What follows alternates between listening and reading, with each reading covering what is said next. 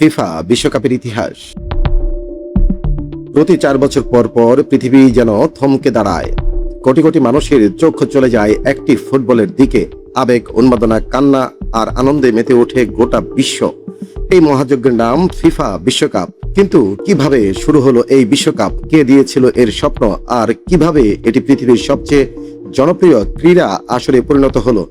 চলুন ফিরে যাই প্রায় 100 বছর আগে। 1904 সালে প্রতিষ্ঠিত হয় আন্তর্জাতিক ফুটবলের নিয়ন্ত্রণ সংস্থা ফিফা। তবে সেই সময় অলিম্পিকের বাইরে কোনো বড় আন্তর্জাতিক ফুটবল টুর্নামেন্ট ছিল না। ফিফার তৎকালীন সভাপতি জুলে রিমে একটি স্বপ্ন দেখলেন, এমন একটি টুর্নামেন্ট যেখানে বিশ্বের সেরা জাতীয় দলগুলো একে অপরের বিরুদ্ধে লড়বে। আর সেই স্বপ্নই পরবর্তীতে রূপ নেয় ফিফা বিশ্বকাপে। 1930 সালে দক্ষিণ আমেরিকার দেশ উরুগুয়েতে অনুষ্ঠিত হয় প্রথম ফিফা বিশ্বকাপ। মাত্র 13টি দল অংশ নিয়েছিল সেই আসরে। ফাইনালে স্বাগতিক উরুগুয়ে আর্জেন্টিনাকে 4-2 গোলে হারিয়ে ইতিহাসের প্রথম বিশ্ব চ্যাম্পিয়ন হয়। সেই মুহূর্ত থেকেই শুরু হয় ফুটবলের সবচেয়ে বড় মহাযাত্রা।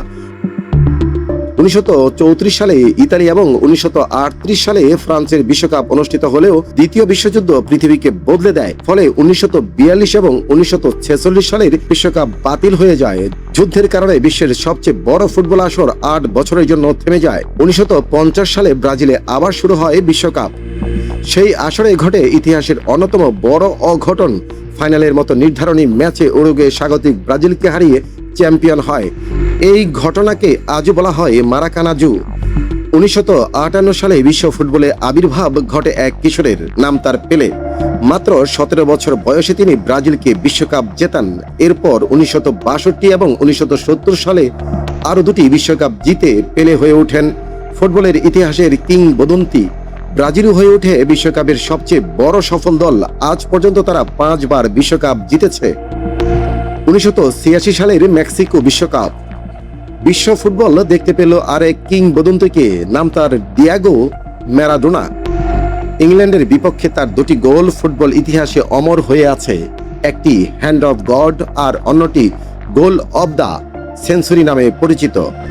ম্যারাডোনার নেতৃত্বে আর্জেন্টিনা দ্বিতীয়বারের মতো বিশ্ব চ্যাম্পিয়ন হয়। 1998 সালে প্রথমবারের মতো বিশ্বকাপে 32টি দল অংশগ্রহণ করে। ফ্রান্স নিজেদের মাটিতে প্রথমবার বিশ্বকাপ জিতে ইতিহাস গড়ে। 2022 সালে দক্ষিণ কোরিয়া এবং জাপান যৌথভাবে বিশ্বকাপ আয়োজন করে। এটাই ছিল প্রথম যৌথ আয়োজিত বিশ্বকাপ। 2010 সালে স্পেন প্রথমবারের মতো বিশ্বকাপ জিতে। 2014 সালে জার্মানি ব্রাজিলকে 7-1 গোলে হারিয়ে ইতিহাসের অন্যতম স্মরণীয় ম্যাচ উপহার দেয় এবং পরে শিরোপা জিতে নেয়। 2022 সালের কাতার বিশ্বকাপকে অনেকেই সর্বকালের সেরা বিশ্বকাপ বলে মনে করেন। ফাইনালে আর্জেন্টিনা এবং ফ্রান্সের মধ্যকার ম্যাচটি ফুটবল ইতিহাসের অন্যতম সেরা লড়াইয়ে পরিণত হয়।